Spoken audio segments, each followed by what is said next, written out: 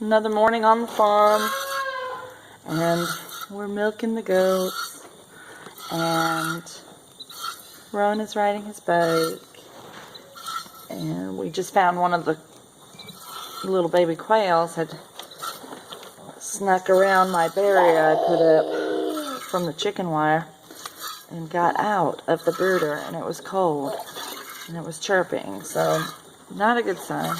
I put it right underneath the lamp and hopefully it'll warm up and bounce right back. But it's not good for it to get that cold. So cross your fingers.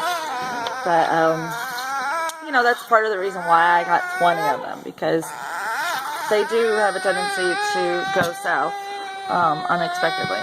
So stop here for a minute and say hi, Liam. Hi. He likes to put his feet up there. He likes to just chill out with his feet up. And Rowan, what do you like? I just want to talk that my bike is not driving. Your bike is not driving? It is. Oh, it is now, huh? Yeah. Good. You figured it out. Yeah. Good job. So one of the things I was actually just going to talk about was the fact that, you know, sometimes people say, oh, you know, you're doing a lot, Rose. Can you handle all that?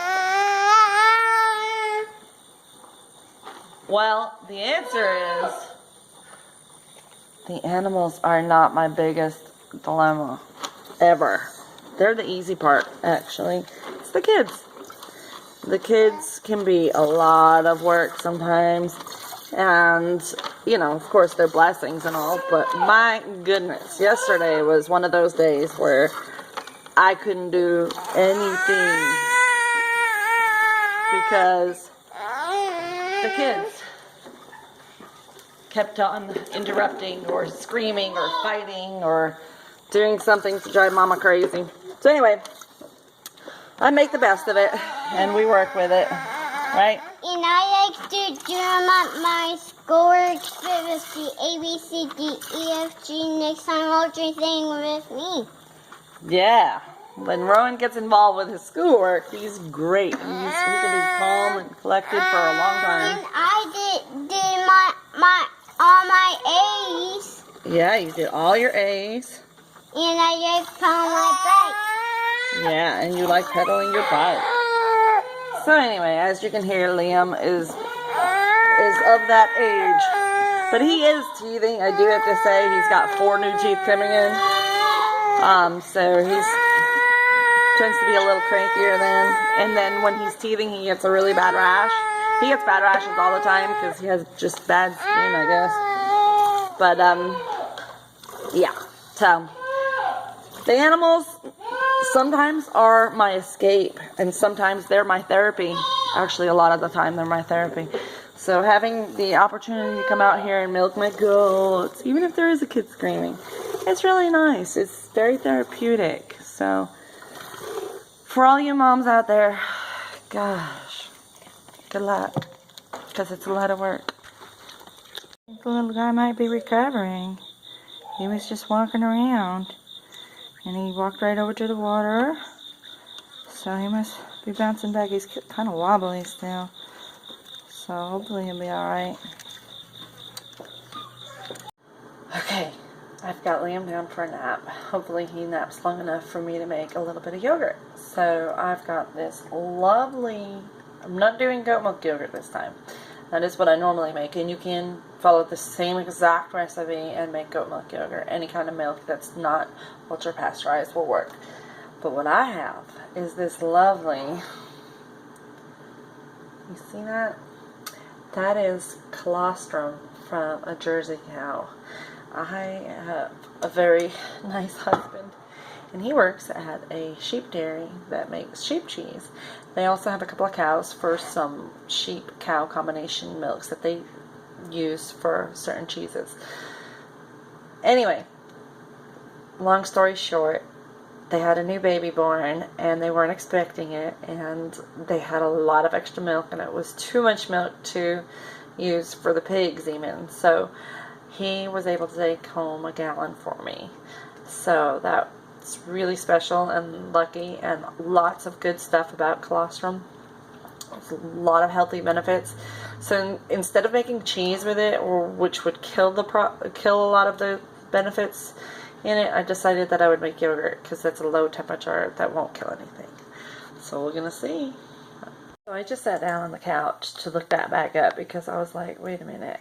I usually don't really pay too much attention to the temperature when I'm making yogurt because I do like my mom said, and I just wait till it's kind of steaming on top.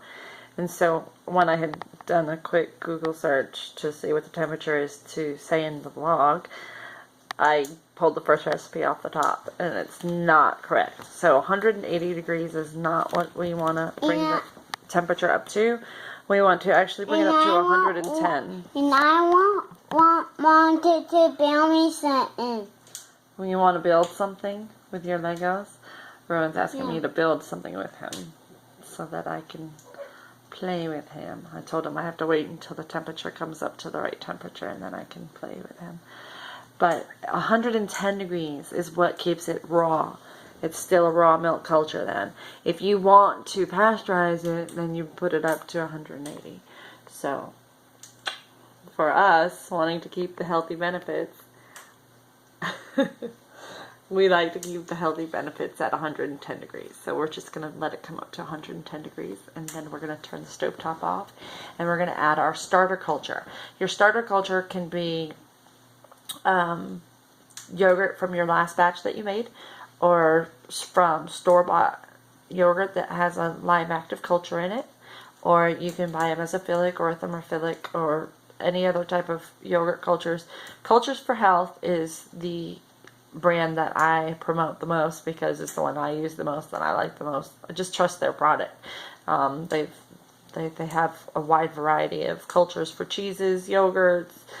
They have kefirs, kombucha, just you name it, they sell it. So I highly recommend Cultures for Health, and I'll put a link down below in the comments or in the description. Alright, thumbs up if you like yogurt. I gotta go check the temperature now.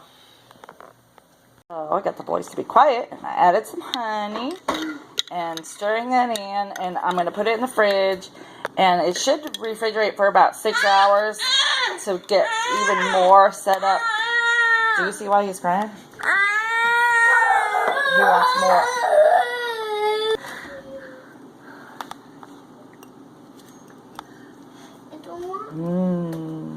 So funny. People aren't lying when they say that quail are scared little birds. I just came over to pour a little bit of feed in their food bowl, and they just took off to the corner. So scared, little baby.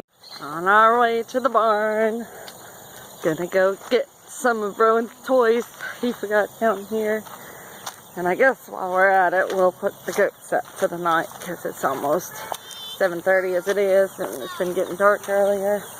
But look at that sky. It's looking pretty tonight again. Not really as colorful yet, but it's about to be. And you hear that cheep, cheep, cheeping. You hear that? That means the chicks are out of water. I bet you $1 million.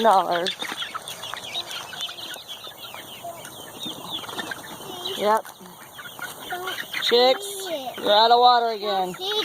You're graduating to the new coop tomorrow, don't worry. They are getting too big. Too big for that, too big for their water, too big for everything. So they are moving up to the new chicken tractor tomorrow.